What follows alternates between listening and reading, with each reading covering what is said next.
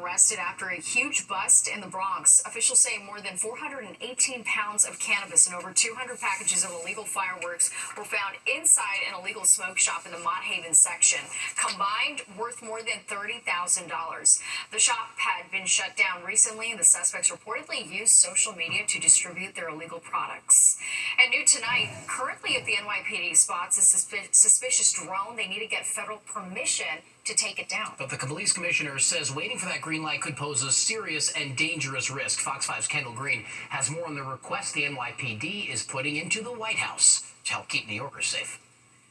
Over the holiday weekend, the NYPD is aiming to secure safety on the ground and in the air for hundreds of thousands of spectators watching the big Macy's 4th of July fireworks show. Throughout the event, a temporary flight restriction will be in place, extending just over a mile from the center of the barges. Amid the tense state of global affairs, if the NYPD were to counter any potentially dangerous weaponized drones in the air, there appears to be some sky blocks in the way, overhead, stopping them from addressing the threat themselves. The NYPD still does not have authority to take down nefarious drones ourselves.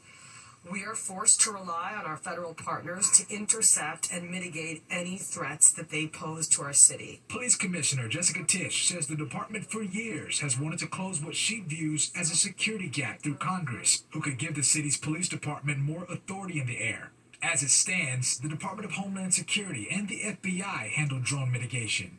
But Utah Senator Mike Lee in April introduced the Drone Integration in Zoning Act, which shifts drone operating authority from the feds to local governments like New York City, 200 feet above ground level and below. I'm fully supportive of the bill and fully supportive of giving the NYPD the authority it needs to keep New Yorkers safe. About a month ago, President Trump also signed an executive order establishing a federal task force to review airspace security and recommend solutions. Top brass at the NYPD hope one of those emergent solutions involves handing more power over in the skies to them. We need to obviously convince no one of the importance of this city having its own ability. Now, everyone's not on board with handing the NYPD more power to address safety threats in the sky. Some actually suggest it's a bad idea. I don't think they should be working to expand local police powers across the country, especially not at a moment like this. Albert Fox Khan, the executive director of the Surveillance Technology Oversight Project, though, says the NYPD should just stay grounded and fight crime with resources already within their reach that taxpayers can afford. At the end of the day, New Yorkers are still footing the bill for technology we don't need to counter a threat that doesn't exist. These sorts of drone attacks are the thing of bad movies. They aren't actually something that's unfolding. Kendall Green, Fox 5 News. A wild scene now in the Bronx when a car goes crashing into some scaffolding.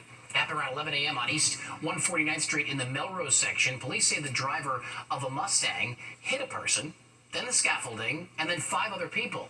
No one suffered serious injuries, but police say the driver and another individual ran from the car following the crash. And a desperate search tonight in Turks and Caicos for a missing Manhattan man who has not been seen in a week. Local authorities say they have no reason to believe he may have been hurt, but they're not sharing any more details. Brian Terrence, was last seen when he left his villa around 3:30 in the morning at the resort where he was staying with his wife. Law enforcement in Turks and Caicos posting this important update. This time, we have no information indicating that Mr. Terrence has been harmed, and we have intensified our efforts accordingly. Our thoughts and prayers are with the relatives at this time. Brian Terrence's family has hired a private investigator to help in the search. Well, the Subway Series kicks off tomorrow. But both teams have cooled off. Just as summer heats up, we've got a preview of what to expect. And the 4th of July celebrations are starting early in Westchester County. We are live with the show in the sky tonight. You're watching the 10 o'clock news. Oh, the weather is great, and it couldn't be a better night for fireworks. All eyes were in the sky in Westchester County for an early 4th of July spectacle, and thousands are in place for this show tonight. It's a good one, too, Natasha, with Kensico Dam as the backdrop. Very nice. Fox 5's Jennifer Williams is live at Valhalla with a look at the celebrations. Jen, you got a front row seat to it all. That's right, Natasha.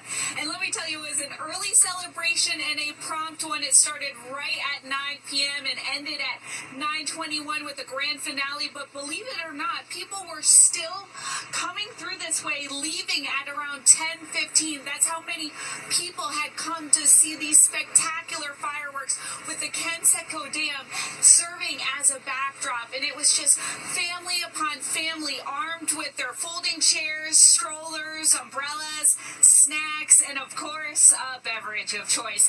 The thousands of spectators needed the fuel to be able to walk a ways to get a prime spot because all the roadways were blocked off to keep people safe with so much foot traffic, which started at 7 p.m.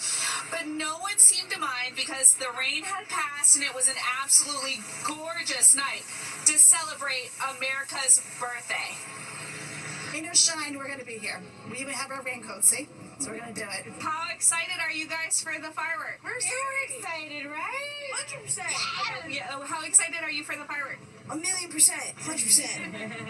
How excited are you? 1,000,000% too. I am really excited. Every year we come here, and sometimes it rains, sometimes it doesn't. Tonight it's not raining. We're looking forward to it. We're so happy. We got the kids, we got the family, the friends. We're going. Perfect. 4th of July, baby. As you heard, this is an annual tradition for many families, and there were smiles before, after, and during the fireworks. It's a great precursor for tomorrow night in the city. I will be out there reporting on all the action. Richard, I'll send it back to you in studio. I think that might even be more exciting than tonight, Jen. Thanks so much. More than 72 million Americans, meanwhile, are expected to head out of town for the 4th of July, and nearly 6 million will do so by plane. AAA says that would be a new record for 4th of July air travel. Thunderstorms tonight slowing things down a bit at LaGuardia Airport, but some travelers told us they always come prepared to deal with a few setbacks on a busy holiday weekend. We parked here.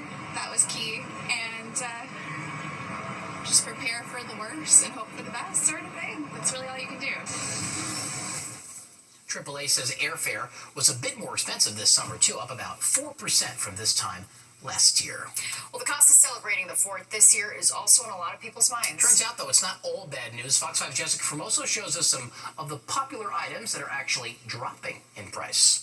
I understand we're hosting about 100 people. They are the must-haves for a 4th of July barbecue. We need hamburgers, hot dogs, we need chicken. And with inflation and cost up all around, no one wants to break the bank. So the question everybody has is, how much is this 4th of July cookout going to cost you? Well, according to Wells Fargo, for 10 people, it's going to be $130. That's a 2.2% increase from last year. We did a menu that we thought was pretty generous and pretty appetizing, and came up with $130. That includes the proteins, the vegetables, the dips, and the beverages. And so $13 per person. Buns are down in price, and so are fruits and veggies, down about 2% from a year ago. On the high end this year, ground beef and steaks, the cost up 7.4%. You're definitely going to have plenty up for that. Eggs are up also, so potato salad, deviled eggs, yeah, those are expensive. With prices sizzling due to supply shortages, a much more affordable option, chicken, pork sausages, and of course, hot dogs. You gotta know your prices. You gotta shop around. It depends on what's on sale and things like that. Here at the Stu Leonard's in East Meadow, they tell me their prices, for the most part, about the same as last year. How do you keep your prices either the same or down? You know, Stu Leonard's really tries to work with our growers and our ranchers. You know, we try to meet them halfway, where we'll try to absorb as much as the increases as possible. Red meat's really flat from last year. You know, burgers are the same price. And actually, produce has been down this year, so you can get better pricing on strawberries, corn, asparagus, organics. Roxanne of Queens says it's the reason why she drives to Long Island. It's actually been the same, which is actually good. And we're actually grateful for that because, like I said, normally around my way and Fresh Meadows, Bay Salad, those prices are so high because with the inflation. This is probably the first normal 4th of July since COVID hit, where the food inflation is pretty muted, 2.2%, a little bit high compared to what we were before COVID. People are dealing with it pretty well. The crowds we saw here today at Stu Leonard's proves just that. In East Meadow, I'm Jessica Formoso, Fox 5 News. things are dropping. That's good news. Yeah. A dramatic rescue in international waters, right next to a Disney Cruise Line ship, but this wasn't any part of a Disney stunt. And tonight, new details about the little girl who fell off a Disney cruise ship. And local organizations at risk of losing funding under President Trump's Big Beautiful Bill. Among them, those that provide summer and after-school programs. How they are now having to adjust as camps get underway.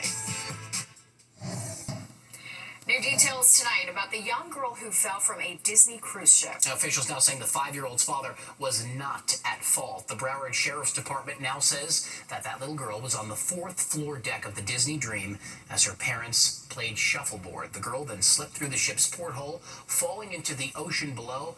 The girl's mother told her father, and he jumped overboard, saving his daughter. Incredibly, both were rescued just 20 minutes later.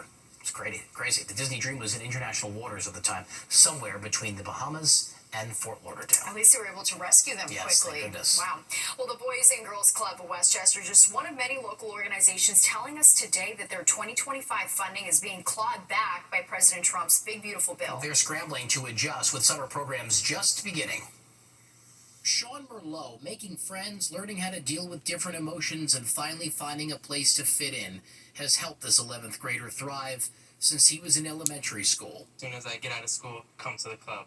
It's the only thing I really know. Sean attends the Boys and Girls Club of New Rochelle's free after-school program called 21st Century. This program receives federal funding designated for 21st Century Community Learning Centers. Under President Trump's Big Beautiful Bill that just passed the House, funding to programs like these, though, may be cut off. It's scary, honestly, not knowing what this future holds with this program, because if we have to close these sites, then 400 to 500 kids won't have affordable after school at all in New Rochelle.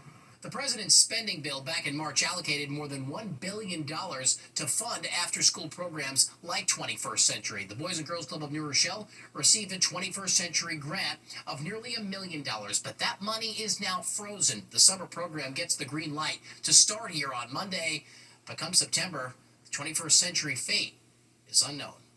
Our kids are, low-income, high-poverty kids. So, this is their opportunity to have resources, that they wouldn't have been able to get without this program. And it's not just Boys and Girls Club. Nonprofits like United Way of Westchester and Putnam and Nonprofit Westchester are also at risk of losing funding to their after-school programs. 21st Century gives 6th through 12th grade kids access to podcasts, hands-on cooking programs, college trips, virtual reality, and even a chess club. For Alani Galvan, this program helped her decide on a career in law. It was a club that kind of enriched me to choose the career that I'm going into now. The past 3 years, 72% of the kids that were chronically absent the year before are no longer chronically absent due to this program. So we're really making a difference. The Boys and Girls Club of New Rochelle, the United Way of Westchester and Putnam, as well as Nonprofit Westchester, have all reached out to the State Department of Education for guidance on these funding cuts, but have not heard back. Well, highlighting businesses made on Long Island. In the latest installment of our Fox 5 series, Jody Goldberg introduces us to two brothers who are both running booming businesses. We are spotlighting local businesses in our ongoing series Made on Long Island. And tonight, Fox 5's Jody Goldberg introduces us to two companies that share more than just business on the island.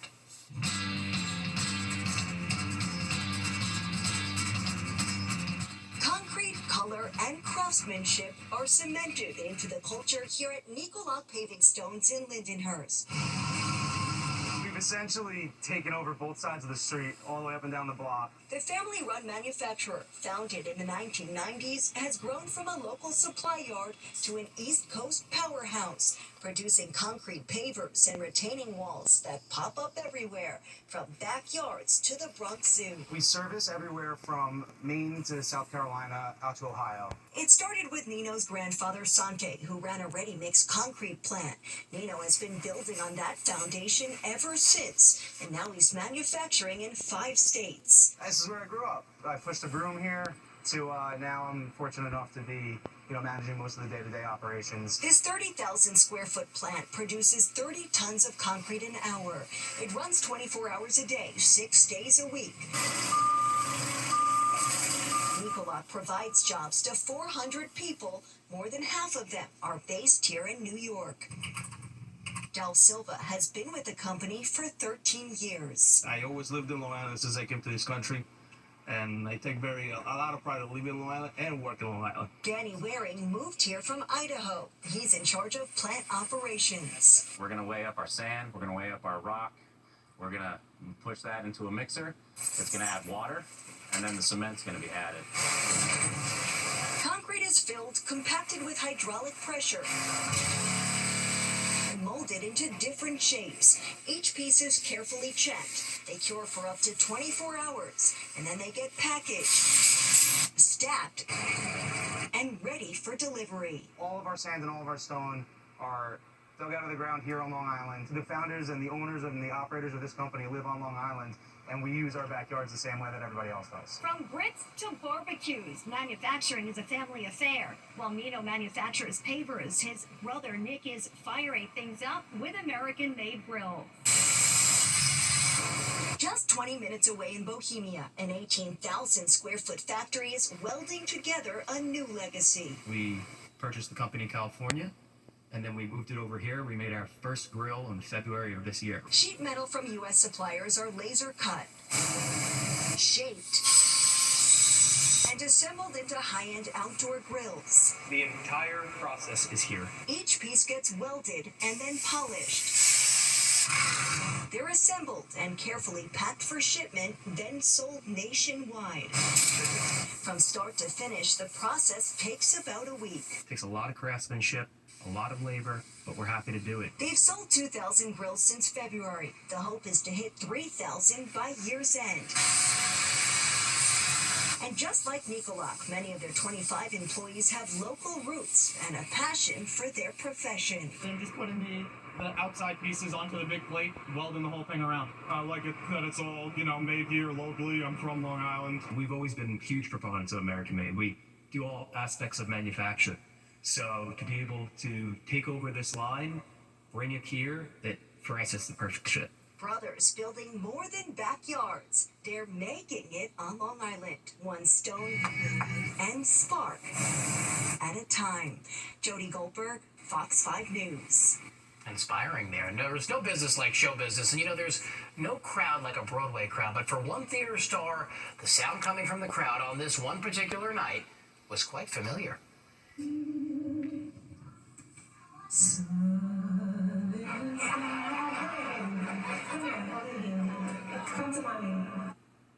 That's Broadway actress Jenny Hardy Fleming, who had just started singing the encore at her solo concert in New York when she heard her 3-year-old daughter yell, "I want to go home." So she just brought her on stage and finished the song. And she did an amazing job, too. Apparently, it was past the toddler's bedtime. Natasha, it's not just toddlers, too. Yeah. It's my 10-year-old, Aria, would still tell me she wants to go home. She wants to go home. Yeah, even at 10. Oh, my God. They don't want to sit for that. No, and she handled it so well. Yeah, she did. Pretty amazing. Yeah. All right, let's get a check of the forecast now with Mike. All eyes on the July 4th. Yes. Looks good. Yeah, and things are looking good for us here. We had some storms to deal with today, kind of slowed things down on the roadways and the airports, but now looks like I'm sure the airports, things are pretty much cleared up. Hopefully they were able to play catch up with the delays and whatnot that came on through with those storms that were coming on by. Here's your weather headlines for you as we get ready for the holiday weekend. Time to call it official here. Showers and storms coming to a close. A few of us are still dealing with a little bit of that rain, but it's almost done. Gradual clearing and a great looking 4th of July coming through for us, along with a pretty solid heat up if you like the hot temperatures as we get deeper and deeper into summer. We got that for you. Let's take a look at the almanac. Now, 84 is your normal high temp for today, but we made it up to 88, and the record high is 103. Yeah, we could easily get into the 100-plus degree range this time of the year. We're not doing that, but it will be a little bit warmer than normal. So let's take a look at the radar and satellite and show you what happened here over the evening. Basically, we had 2 lines of storms that kind of came together. They were real solid, real robust coming in here with lots of severe weather warnings, especially up in their northwestern counties. But then as we approached the metro areas, winds that ran into the marine layer. That's the more stable air that sits over the New York Harbor, out over toward Long Island Sound, and over toward the offshore waters and southeast Atlantic waters. So it takes down some of the heat from some of those storms, and therefore things kind of eased up for most of us. But up to the northwest, they got hit pretty good. Look what the high temperatures look like. 94 out at Newark, 90 in Islip. Big numbers out there. 88 for Central Park, but now we've cooled it down now that the cold fronts come through and the showers have passed by too. So we've dropped it down into the 60s and 70s. 63 in Sussex, 73 degrees in Central Park, and 71 degrees for you in Islip. And the wind direction is changing. We had a southwest wind through most of the day, but now that the cold front's going by, we have the northwest wind setting up for us, and that is going to bring in that drier, cooler air, and that's what we're going to have pretty much from this point forward as we get deeper into the holiday weekend. So that was a disturbance. The cold front that went through didn't give us a whole heck of a lot. Now we're going to actually start focusing on what's happening in the southeast Atlantic waters, because there is something that could be developing there. On the Futurecast, here we keep it high and dry with high pressure and control, and we're in pretty solid shape today or into tomorrow and for the next several days. As high pressure drifts offshore, we're going to start to get more of a southwesterly flow. But see that area of low pressure that's developing around the Carolinas sometime as we get into early next week? That's the next area of low pressure. Could be a coastal low, could be some sort of tropical entity we have to deal with sometime next week. But right now, it's just something for us to watch in the southeast Atlantic water, something to make things interesting as we get into it. Low to moderate rip current risk. It's the east end of Long Island. Has the heavier chop out there. Seas that are around 3 to 4 feet. Water temps at about 73 degrees. So that's good stuff. Showers come to a close. We drop to a low of 70 tonight, and then tomorrow's high 85 for the 4th of July. You're perfect for the fireworks forecast for all locations around the tri-state, and we're perfect all the way into next week with that sunshine out there, above normal temperatures, and no storms to deal with until maybe Tuesday or Wednesday of next week. That's a long time. Yeah, we could think about that later. Exactly. We can deal with it. Let's go. Thanks, Mike. You may soon need to pay more to play. The price of the new Nintendo Switch could be going up. Details on the Trump administration's trade deal with Vietnam next.